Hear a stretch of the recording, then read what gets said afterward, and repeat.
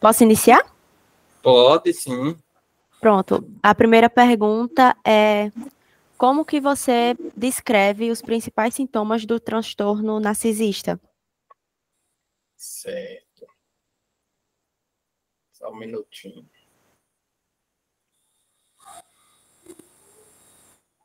O narcisista, né, ele é conhecido principalmente por ser uma pessoa que tem um sentimento difuso, né, de grandiosidade. Uhum, Tanto pode ser tanto só em pensamentos, né, em fantasias dele mesmos, como através, por exemplo, de comportamentos, né? Um comportamento muito encontrado no narcisismo é a arrogância, né? E são pessoas que necessitam de muita admiração. Eles fazem questão de só estar em ambientes, assim, eles preferem, né, os ambientes onde eles são admirados, né, bem-quistos, elogiados. E a gente encontra muito uma ausência de empatia. Assim, são pessoas que não conseguem se comportar adequadamente porque exatamente não conseguem perceber, né, isso cognitivamente, emocionalmente, uhum. o se conectar com a outra pessoa, né, se empatizar, né, de uma maneira.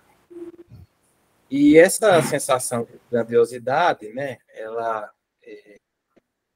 a importância dela faz com que ela sempre busque também pessoas, só quer ser atendida por pessoas de muita importância, de muito zelo, né?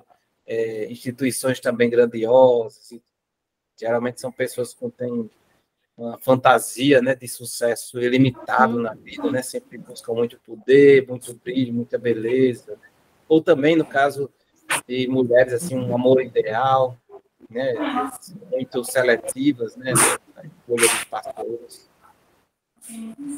Então, essas são as principais características dos narcisistas, né, as pessoas que têm um padrão, esse padrão de comportamentos, né, esse padrão de escolhas, de relacionamentos, Uhum. e que sempre preza por uma grandiosidade, né? Ótimo. Grande. Terminando de anotar, pronto. É. Aí a segunda é fácil detectar esses sintomas ou eles conseguem disfarçar bem, tornando difícil que a gente tenha essa visão deles como narcisistas? Eu considero que é difícil, né? Tendo em vista que muitos narcisistas são também muito sedutores, né? Eles têm habilidades de atrair, de conseguir a atenção que eles querem, né? A gente consegue muitas vezes suspeitar, exatamente pela arrogância, né? Por a pessoa se achar demais, né? Como a gente Uhum. diria aqui no nosso linguajar, né? Então, claro, tem os que são evidentemente narcisistas, tem outros que são muito bem disfarçados, né? Que Uhum. até se fazem de pessoas muito humildes e tal, né? Então, eu considero que é muito difícil. Até porque, para a gente considerar que a pessoa tem um transtorno de personalidade, né? O comportamento ser difícil. Tem que ter um, como é que se diz? Um prejuízo, um sofrimento ao comportamento daquela pessoa.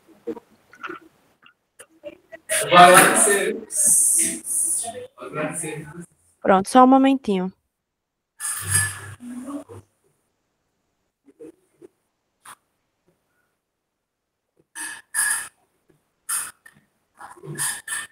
Vai ficar tudo gravado, depois você pode assistir também, viu? Uhum.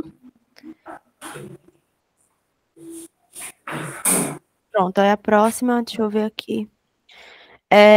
Como é que o transtorno narcisista pode afetar os relacionamentos interpessoais de um indivíduo? O principal problema, né, das pessoas narcisistas é porque elas exatamente não conseguem manter vínculos, porque elas se tornam pessoas inadequadas, né, indesejadas, por elas se considerarem superior, muitas vezes são pessoas muito críticas, né? Que estão sempre diminuindo os outros, né? Então, as pessoas naturalmente vão se afastando dela, né? Porque não é bom, não é agradável você conviver com uma pessoa que se acha sempre superior, que precisa uma atenção especial, um tratamento especial, condições especiais. Então, eu acho que tanto as pessoas que o narcisista se relaciona desistem delas, como o próprio narcisista também desiste das pessoas, porque as pessoas aos desejos e às necessidades delas serem tratadas como pessoas especiais. Tá certo. Doutor, só um minutinho. Você pode, por favor, acabar mutando a Érica, por favor, porque a zoada do ambiente dela acaba atrapalhando o que você está falando. Então, deixa eu ver se eu consigo. Se tiver no computador, é só apertar aqui na partezinha que aparece o microfone. Pronto. Desativei. Porque acaba travando, o que você fala acaba atrapalhando por causa da zoada dela. Essa pergunta finalizou? Finalizou. Pronto. Aí a quarta. Existem diferenças de gênero na manifestação e na experiência do transtorno narcisista? O homem age de uma maneira, a mulher age de outra, sim? As características, né, para gênero feminino, né, ou até outros gêneros, né, vamos dizer assim. É sempre esse sentimento, essa sensação e o comportamento, né? Os pensamentos e comportamentos de grandiosidade. Mas isso acontece mais em homens, né? Talvez na proporção de 7 para 1, né? 7 para 1. Uhum. Ou seja, para cada 7 homens, uma mulher. Né? Então, é muito mais em homens do que em mulheres. Porque e até esses transtornos de personalidade, eles têm a ver com o aprendizado da pessoa durante o seu desenvolvimento, né? E, e os homens talvez tenham uma tendência cultural, talvez, a terem essa defesa, né? De se colocarem como superior. Entendi. Então, assim, tipo, é porque, assim, com a convivência, eu já presenciei, com esse tempo, só mulheres sendo narcisistas. Eu nunca cheguei a ver um homem em si. Então, você ter falado isso foi um pouco... Não esperava. É uma coisa que me pegou de surpresa. Essa já foi, então. É mais homens que tem, né? É bem mais homens, bem mais, bem mais. Pronto. Talvez hoje isso esteja mudando e tal, com o empoderamento das mulheres, né? Mas, assim, os últimos dados na publicação, por exemplo, do DSM-5, né, ainda prevalece estatisticamente mais nos homens. Pronto. Entendi. Agora a próxima, a quinta. Quais são os desafios no diagnóstico e na avaliação do transtorno narcisista? Olha só, o desafio do diagnóstico, assim, é porque a gente, como psiquiatra, a gente tem muito pouco contato com o paciente, né? Tem contato de horas, né? Então, a gente tem que coletar informações que são lembradas, né, na anamnese, são lembradas pelo paciente ou pelos familiares. A maioria dos pacientes narcisistas, por exemplo, eles não querem admitir a entrada de outros na consulta. Então, é de praxe na consulta psiquiátrica a gente também conversar com algum familiar, alguém que conhece aquele paciente, para falar o ponto de vista de observação de alguém que vê de fora a situação, né? Então, a gente tem uma dificuldade na coleta dos dados. Quando é uma coisa mais leve, talvez mais moderada. Quando é muito grave, não, porque na própria relação com o profissional, aquele paciente tem os mesmos comportamentos, né? Então, esse desafio do diagnóstico é na coleta de dados, provavelmente, e na comprovação, vamos dizer assim, do dia a dia daquela pessoa, se é difuso mesmo esse padrão de comportamento. Então, isso já até, falando até da própria avaliação do transtorno narcisista, que a gente tem que suspeitar, tentar observar e continuar em constante avaliação, né? E checando, ver se isso realmente perdura, porque também, para a gente quando faz o diagnóstico, para a gente trabalhar, se relacionar com aquela pessoa, sabendo que ela narcisista, a gente tem que ter muito mais clareza de que esse padrão de comportamentos ele é repetido, né, em todos os ambientes. Então, essa eu acho que é a grande dificuldade, na coleta de dados e nessa comprovação de que isso é repetido em todos os ambientes que aquela pessoa frequenta. E também porque os narcisistas, eles vêm ao consultório em um momento de muita fragilidade. E qualquer pessoa em momento de fragilidade tende a acentuar traços de personalidade. E aí ele pode não ser daquele jeito, ele pode estar daquele jeito em virtude de uma questão emocional do momento. Pronto, entendi. Agora deixa eu ver a outra. E como é que você aborda ou conta assim ao paciente que ele se enquadra no transtorno, assim, que nesse diagnóstico, assim, né? Como ele se enquadra no diagnóstico? Na clínica, né, assim, ou seja, na observação, no contato com o paciente, a gente não obrigatoriamente vai falar sobre esse diagnóstico, até porque a percepção da pessoa, né, ela pode não concordar, e na verdade, provavelmente ela não vai concordar, né, já que a gente vai tratar como se aquilo como fosse um defeito dela, assim, né, uma característica negativa, né, uma coisa indesejada. Então, e não é algo que se informa de rotina, né, aos pacientes. Apenas a gente tem como um parâmetro, assim, como uma informação de como lidar com aquela pessoa, né, de como também abordar esse assunto, mas de outras maneiras, né. Vou dar um exemplo, por exemplo. Alguns pacientes, assim, um paciente muito narcisista que eu já atendi, ele não quis pagar a consulta, que eu é quem estava me beneficiando do tratamento dele estar vindo no meu consultório, né?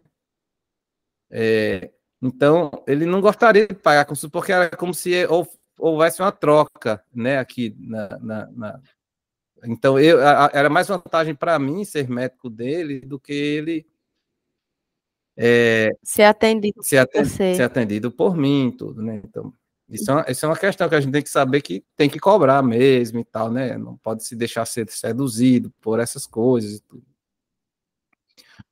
Então, essas dificuldades é que a gente vai tendo que administrar muito mais do que dizer para ele que não posso deixar de cobrar. Está tratando exatamente essa questão.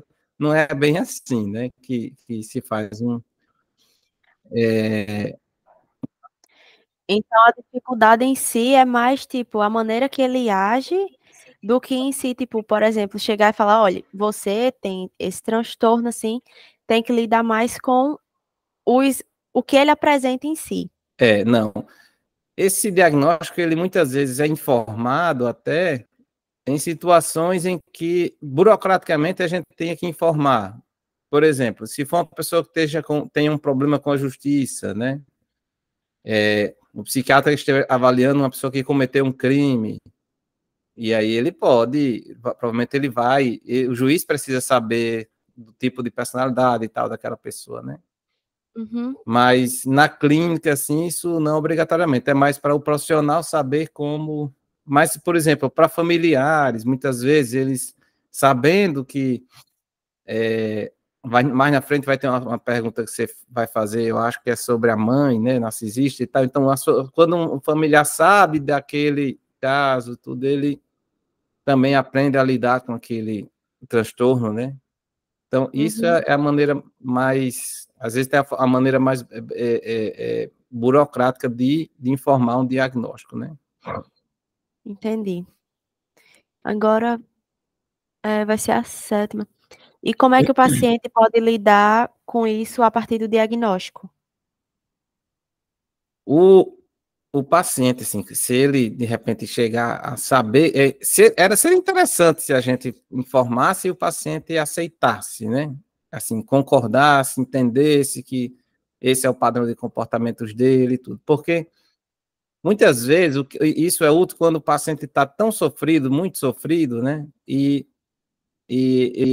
O narcisista também, né, de rejeição. Então, o seu narcisismo, não dizendo que ele tem um transtorno de personalidade narcisista, mas olha, isso está bem com o seu narcisismo, com a forma como você se acha às vezes, que é especial. Então, saber disso pode fazer com que ele entenda o quanto que o sofrimento dele é desproporcional, né, aos fatos em si. Então, eu acho que o paciente pode lidar melhor com o sofrimento dele na medida que, às vezes, que ele sabe que o padrão de pensamentos dele é distorcido, né, disfuncional, não é tão próximo, não preciso quanto a realidade, né? Uhum, entendi. Então, assim, ele saber disso tornaria mais fácil para ele lidar com as coisas que ele sente. Ele se conhecer, né? Se conhecendo Pronto. melhor, ele pode saber que, olha, eu estou sofrendo tanto porque não fui chamado para uma festa de aniversário, assim, né? Vamos dizer assim. Ou então, pessoas que ficam irritadas, porque pode tanto ficar triste como ficar muito irritado, né? Com muita raiva, né? Por não ter sido tratado como ele acha que deveria ser, né? Quando Entendi, perde alguma competição, seja ela qual for, quando perde um concurso, né? De não admitir a derrota, né? entendi. Bem complicado. É, Minha nossa. Pronto, agora a outra. Quais são as estratégias de tratamento que são mais eficazes para lidar com esse transtorno? a gente trata, na verdade, mais como, assim, o transtorno da personalidade, assim, né, exige um tratamento de longo prazo. Então, sei lá, se fizer um tratamento psicológico de 5 anos, 10 anos, tudo, né, até ele ter um vínculo, eu acho que o ideal é que um terapeuta conseguir manter um vínculo com aquela pessoa, com o paciente. E acho que essa é a estratégia mais eficaz de tratamento, né? É a manutenção de um vínculo, porque através daquele vínculo, daquela relação, ele vai haver mudanças também e reconhecimento, autoconhecimento, seja ele através de uma psicoterapia psicodinâmica, né? Ou então até mesmo de uma terapia cognitivo-comportamental, uma terapia dos esquemas, né? Algum tipo Hum. de técnica que aí vai depender das técnicas que o psicólogo usar. E paralelamente, né, o psiquiatra ajuda muito no tratamento das comorbidades, né, principalmente da depressão, né, dos sintomas depressivos e da depressão, né, ou então, às vezes, da própria paranoia, né, do paciente, ou de sintomas obsessivos. Então, a eficácia em você diagnosticar comorbidades, ou seja, outras doenças, outras situações, contextos, outros transtornos que aquele paciente esteja apresentando no momento, para tratar em conjunto com um terapeuta que está cuidando do padrão rígido, né, mas que tenta ser flexibilizado da forma como aquela pessoa pensa e sente e age. O, você tocou num ponto assim. Então, os narcisistas, eles têm essa dificuldade de manter, né? Assim, tipo, se manter no mesmo, com a mesma pessoa, assim, com o mesmo terapeuta, assim, porque possa ser que ele venha a, como você mesmo falou, sobre a questão de você se beneficiar com o tratamento e não ele. Olha, eu diria que um dos principais motivos de não adesão a um tratamento em psiquiatria, ou talvez em psicologia, são traços de personalidade narcisista, né? Quantas pessoas você vai sugerir, dizer assim, o que é que você acha de ter ajuda de um psicólogo, de um psiquiatra? Ela vai se defender dizendo que não precisa, né? E é óbvio que ela precisa porque ela está sofrendo, mas admitir muitas vezes essa característica, né, essa inadequada ou inconformidade, é muito complicado e isso faz muitas pessoas desistirem também dos tratamentos. Então, eles já se consideram bons o suficiente e autossuficientes, né, para abandonarem o tratamento. Então, eu acho que há um abandono muito grande dessas pessoas, tanto de quem tem o narcisismo como um transtorno de personalidade, como apenas pessoas que têm algumas características mais rígidas, né, na forma de pensar. Entendi. Agora, a próxima pergunta é se existe alguma relação do transtorno e outras condições psicológicas, como a depressão e o transtorno de borderline. A depressão, sim, eu acho que é a comorbidade principal no transtorno de personalidade narcisista, porque quando assim a realidade se impõe de uma maneira que você não consegue duvidar dela, né? Essa dificuldade de reconhecer que são passíveis de erros, né? Que são passíveis de derrota, né? De perda, né? De incapacidade, muitas vezes são gatilhos, né? Para o para os sintomas depressivos, né? Já pessoas que a gente diria assim, que têm traços de personalidade tanto narcisistas, mas também como borderline, né? A gente vai encontrar talvez uma sobreposição, né, de comportamentos. Então, o borderline também tem muito comportamento que a gente diria de características narcisistas, né? Então, até mesmo a sedução, a insensibilidade, a carência, né? Tudo isso pode ser sintomas de sentimentos de grandiosidade, né? Uhum. Muito desse lado de superioridade, assim, que eu já fiz estágio com uma pessoa que tinha o border e era, assim, difícil de lidar por esse lado de, tipo, se sentir superior, tipo, conforme ia contando o caso, demonstrando, apresentando as queixas, é, dava claramente para ver que esse ato de superioridade, assim, não tinha em si narcisismo, mas por ter o border, era bem assim, se sentia muito superior nessa questão, assim. Próxima pergunta, a 10ª, pronto. E quais são os impactos desse transtorno na vida profissional e acadêmica desse indivíduo? Olha, o impacto, assim, né, na vida profissional, acho que é mais devido a essa dificuldade de relacionamentos interpessoais. Então, é a dificuldade de manter vínculos, né, de se manter com estabilidade em grupos, né, dentro de grupos. Tanto profissionalmente quanto academicamente, e essas pessoas têm uma tendência a serem até excluídas, né, elas podem ser excluídas mesmo, né, assim, porque pelos comportamentos de inadequação. Então, são pessoas muitas vezes muito competitivas, né? Imagina um ambiente acadêmico, por exemplo, universitário, professores universitários muitas vezes não conseguem conversar entre si, porque tem muito grande e, enfim, não aceitando, né, nem serem parceiros de outros, porque fica uma competição muito grande. Então, isso, eu acho que esse narcisismo, quando exagerado, né, vai dificultar o crescimento profissional, acadêmico daquela pessoa. Uhum, entendi. E para a penúltima pergunta é como que os familiares e os amigos conseguem oferecer apoio a alguém que sofre com esse transtorno?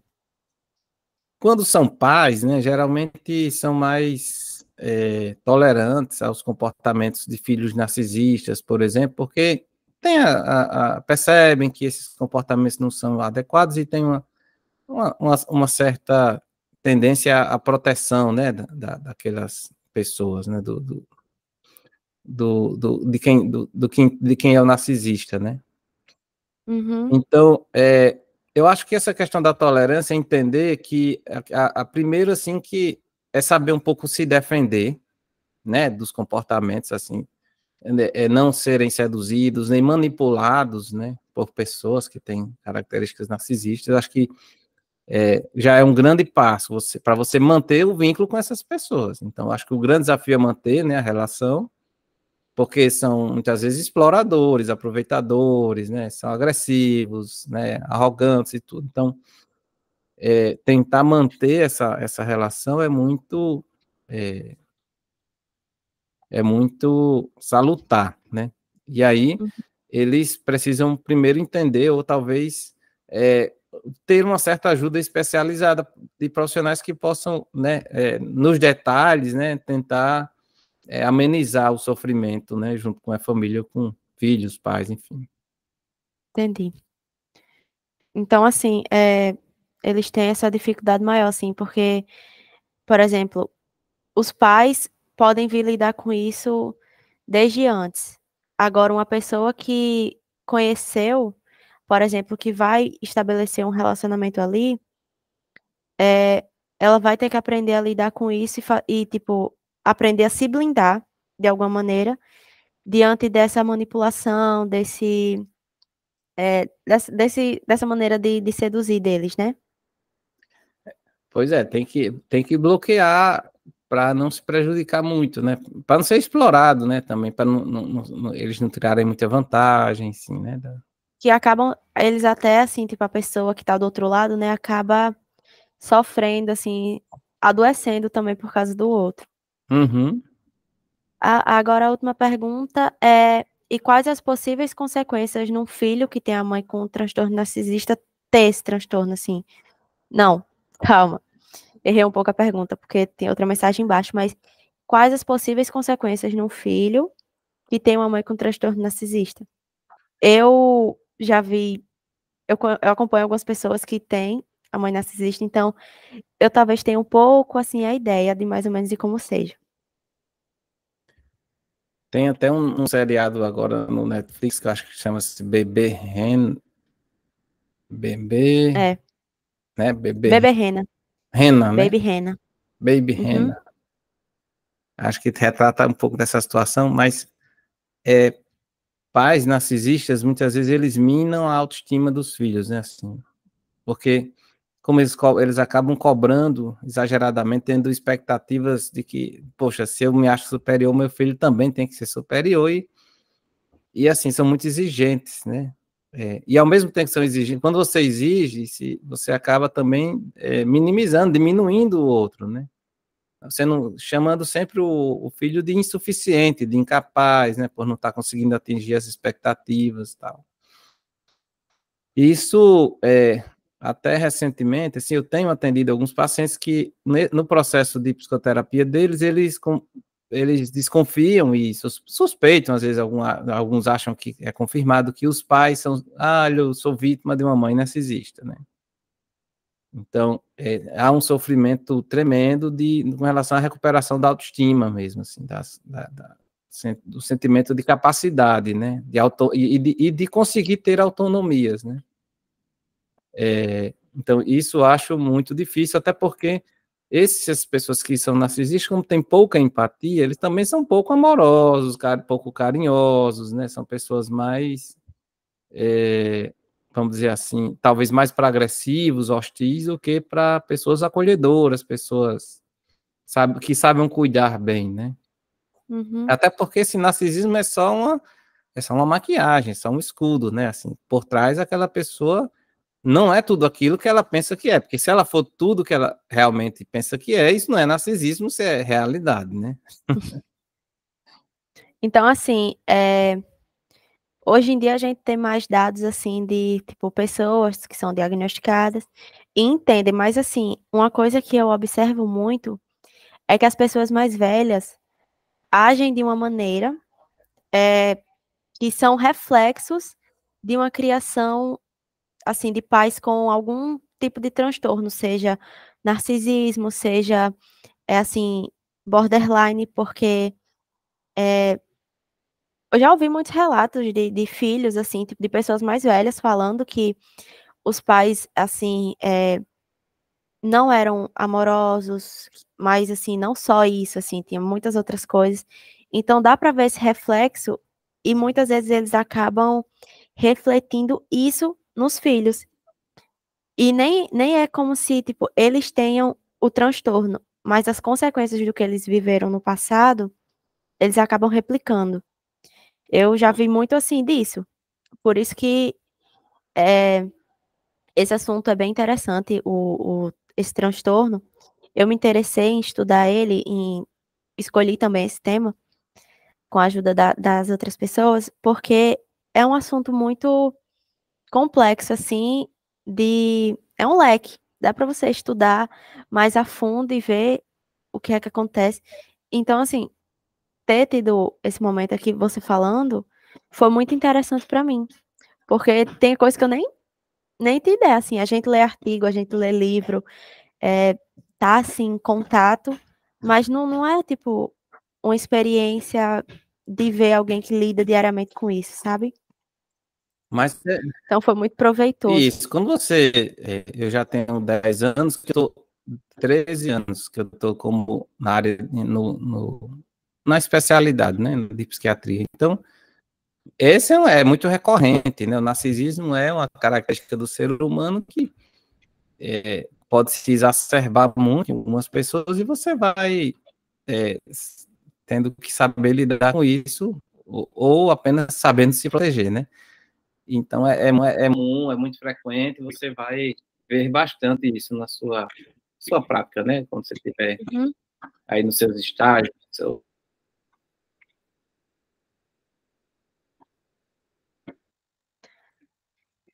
O microfone tá falhando. Não consegui escutar o que falou agora.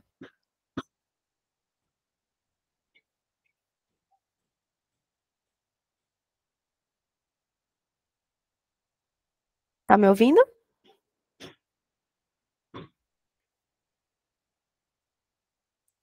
Acho que a sua internet tá muito instável, aí não tá travando. Aí eu não tô conseguindo nem lhe ouvir e a câmera tá travando um pouco.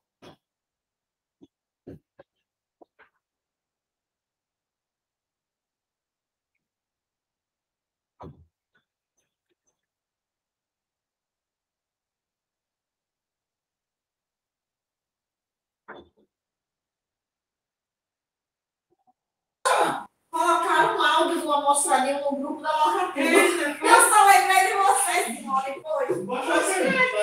Eu vou sair da reunião, viu, Tá certo, Camila? tá bom. Eu tô no trabalho. Tá bom, pode sair. Tchau, boa tarde. Boa tarde.